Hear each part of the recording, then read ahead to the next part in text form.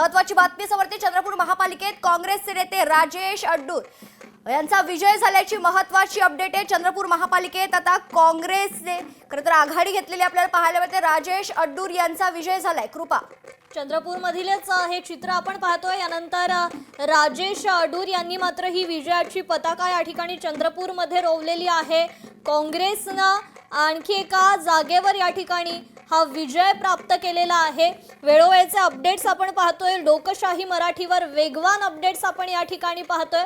आणखी एक ही बातमी समोर येते आहे आणि चंद्रपूर मधूनच चंद्रपूरचं हे चित्र या ठिकाणी पाहायला मिळतंय। काँग्रेसनं आणखी एका जागेवर आपला विजय या ठिकाणी प्राप्त केलेला आहे। खरं तर कृपा, मुंबई ठाण्यासह राज्यातील 29 महानगरपालिकांसाठी काल अर्थातच 15 जानेवारीला मतदान पार पडलं आणि आज सकाळी 6 वाजल्यापासून लोकशाही मराठीवर या निवडणुकीचे या मतदानाचा निकाल आपण अप टू डेट दाखवतोय।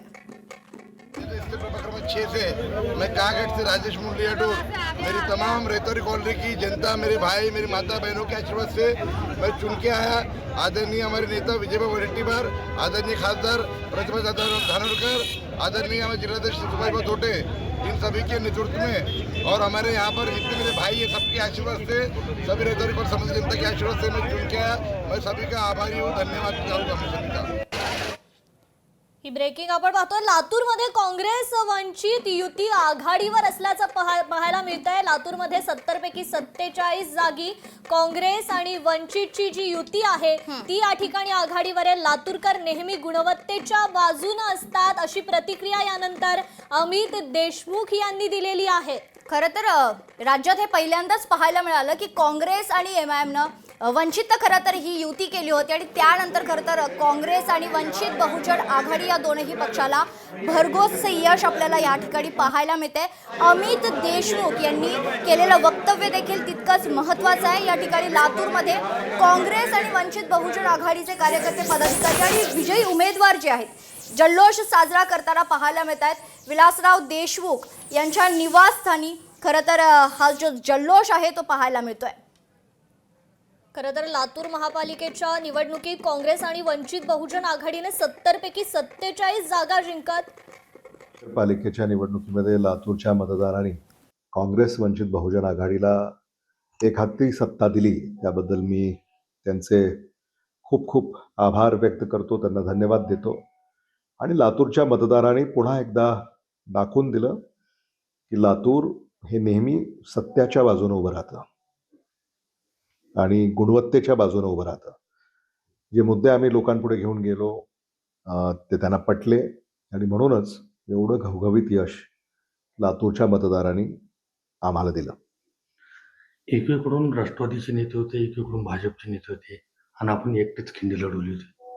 कसं नाही, आता राजकारणामध्ये म्हणजे जेव्हा लढायचं असतं तेव्हा लढायचं असतं आणि आम्ही लढलो आणि जिंकलो। काँग्रेसची जी परंपरा आहे ती पुन्हा एकदा त्या परंपरेवर लातूरच्या मतदारांनी शिक्कामोर्तब केला। आदरणीय विलासराव देशमुख साहेब, आदरणीय शिवराज पाटील साहेब, आदरणीय शिवाजीराव पाटील निलंगेकर साहेब यांची जी वैचारिक परंपरा आहे त्याच्यावर शिक्कामोर्तब झालं असं मी मानतो। आणि आदरणीय दिलीपराव देशमुख साहेबांचं काम तेही चाललं। काँग्रेस वंचित बहुजन आघाडी एक नवं समीकरण त्याला लोकांनी उचलून धरलं आणि काँग्रेस वंचित बहुजन आघाडीचे संघटनात्मक जे आमचे सगळे प्रमुख नेते आणि कार्यकर्ते आहेत त्यांच्यातला तो समन्वय, मला असं वाटतं अनेक आणि असंख्य कार्यकर्ते आणि हितचिंतक आमच्याबरोबर राहिले आणि हे यश मतदारांनी आम्हाला दिलं। बरोबर, आता विजन काय असणार आहे?